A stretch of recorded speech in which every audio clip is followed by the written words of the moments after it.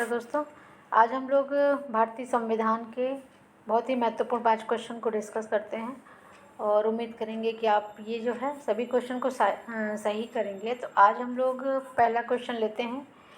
लिखा हुआ है कि भारतीय संविधान में नीति निर्देशक तत्व का उल्लेख किन अनुच्छेद के मध्य किया गया है। ये आपसे पूछ रहा है कि भारतीय संविधान में नीति निर्देशक तत्व का उल्लेख किस अनुच्छेद के मध्य किया गया है।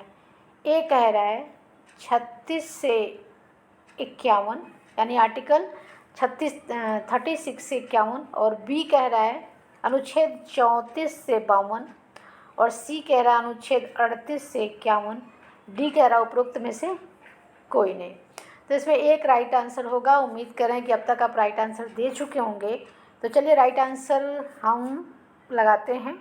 तो इसका आंसर जो है डी नहीं होगा, इसका आंसर 38 नहीं होगा यानी सी नहीं होगा, इसका आंसर बी नहीं होगा, इसका आंसर 36 से 51 यानी 36 से लेके 51 अनुच्छेद तक नीति निर्देशक तत्व की बात की गई है। आप मुझे बताइएगा कि भारतीय संविधान के किस भाग में डीपीएसपी की चर्चा की गई है। तो ये आपका पहला क्वेश्चन। नेक्स्ट क्वेश्चन लेते हैं।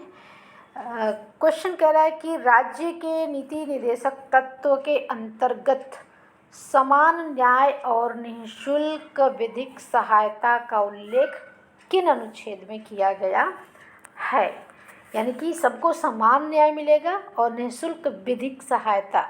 निःशुल्क विधिक, अगर आप कोई समस्या होगी तो निःशुल्क आपको कानूनी प्रक्रिया में जो है वकील उपलब्ध कराए जाएंगे, आपको न्याय मिलेगा।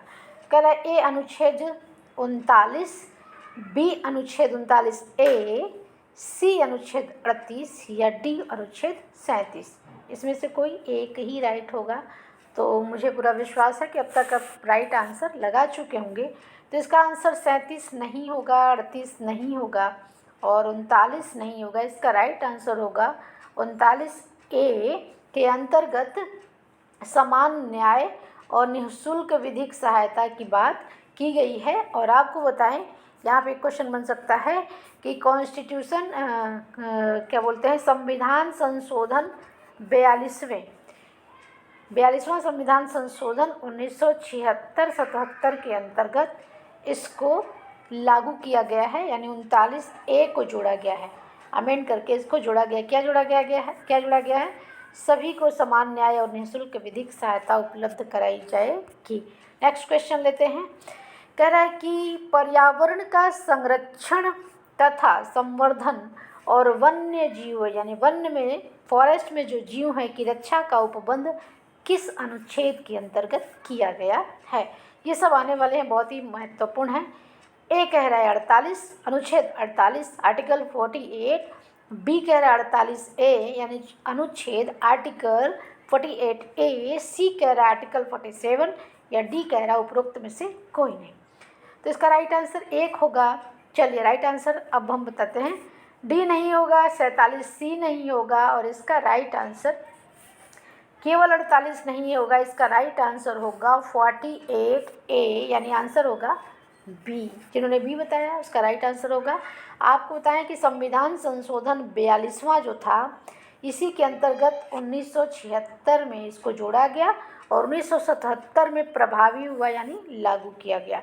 तो अगर आपसे पूछेगा कि 48 ए में क्या है तो आप बताएंगे कि पर्यावरण के संरक्षण की बात करता है और संवर्धन यानी बढ़ाने की बात करता है और वन्य जीवों की रक्षा की बात करता है। और ये बाद में जोड़ा गया है, कब? 1976 में जोड़ा गया है। 42वां संविधान संशोधन के अंतर्गत 1976 में जोड़ा गया और 77 से यानी 1977 से प्रभावी हो गया है। नेक्स्ट क्वेश्चन लेते हैं, चौथा क्वेश्चन। ओके, ये बहुत इंपॉर्टेंट क्वेश्चन है। यहाँ से एक क्वेश्चन आपको मिलेंगे, कब मिलेंगे? जो आप आगे एग्जाम देने वाले रहेंगे, उस जो भी एग्जाम आएंगे उसमें आपको ये क्वेश्चन यहाँ से मिलेंगे। निम्नलिखित अनुच्छेदों में से गलत मिलान का चयन करें, यानी कौन सा गलत दिया है ये पूछ रहा है। एक कह रहा है ग्राम पंचायतों का गठन अनुच्छेद 40 में है कि नहीं, ये आप बताइएगा। उद्योगों के प्रबंधन में कर्मकारों का भाग लेना 43(1) में है कि नहीं। 48 में कृषि और पशुपालन है कि नहीं। और 44 आर्टिकल 44 6 वर्ष से कम आयु के बच्चों के बाल्यावस्था की देखभाल की बात करता है कि नहीं। अगर आप 40, 43, 48 या 44 को अच्छे से रीड किए होंगे तो आप इसको राइट करेंगे, अदरवाइज़ आप इसको गलत करेंगे। तो मुझे पूरा विश्वास है कि आप इसका राइट आंसर ए लगाए होंगे। तो ये गलत नहीं है, ये सही है। इसका बी भी सही है, इसका सी भी सही है। इसका गलत आंसर होगा 44। यानी आर्टिकल 44 में 6 वर्ष से कम आयु के बच्चों की बाल्यावस्था की देखभाल नहीं की बात इसमें नहीं की गई है, आर्टिकल 45 में की गई है। तो राइट आंसर क्या होगा? राइट आंसर होगा डी, इसमें गलत है, बाकी सब सही है। गलत का मिलान करना है, देखिए यहाँ पे सही और गलत। क्वेश्चन अगर आप ठीक से नहीं पढ़ेंगे तो आपका गलत हो जाएगा। नेक्स्ट क्वेश्चन और लास्ट क्वेश्चन आज का, बहुत ही महत्वपूर्ण क्वेश्चन है। निम्नलिखित कथन पर विचार करें। चलिए करते हैं। 1 नंबर कह रहा है कि सभी नागरिकों को जीविका के पर्याप्त साधन प्राप्त करने का अधिकार है। ओके। 2 नंबर कह रहा है कि समान कार्य के लिए समान वेतन मिलेगा। ठीक है। 3 कह रहा है बालकों के सुकुमार अवस्था का दुरुपयोग नहीं होने देना है। ये कह रहा है ये जो तीनों पॉइंट अभी हम पढ़े हैं ये कॉन्स्टिट्यूशन में कहाँ कहा गया है, मतलब कहाँ पे इसकी चर्चा की गई है, उपरोक्त का उल्लेख संविधान में कहाँ वर्णित है, यानी किस जगह पे है। ए कह रहा है फंडामेंटल राइट यानी मूल अधिकार, बी कह रहा है फंडामेंटल ड्यूटीज़, और सी कह रहा है DPSP directive principle of state policy, C यानी डी कह रहा है उपरोक्त में से कोई नहीं। तो आप मुझे बताएं कि इसका उल्लेख, ये जो आप अच्छी अच्छी बातें देखे हैं 3 पॉइंट में, इसका उल्लेख कहाँ किया गया है। मुझे पूरा विश्वास है कि इसका आंसर आप दे चुके होंगे। तो डी नहीं होगा, ए नहीं होगा, कहीं कहीं ए में आपको दिख जाएगा।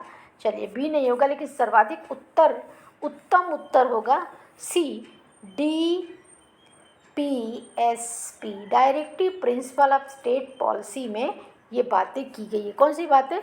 सभी नागरिकों को जीविका के पर्याप्त साधन प्राप्त करने का अधिकार होगा, और जो समान कार्य करेगा उसको समान वेतन दिया जाएगा, और जो बालक होंगे उनकी जो सुकुमार अवस्था है, जो बचपन है, उसका दुरुपयोग होने नहीं देना। ये अच्छी अच्छी बातें कहाँ की गई है? DPSP में। किस भाग में DPSP की चर्चा की आप मुझे बताइएगा। तो आज के 5 क्वेश्चन के साथ हम विदा लेते हैं, फिर हम मिलेंगे नए क्वेश्चन के साथ। अपना ध्यान रखिएगा। नमस्कार, थैंक यू।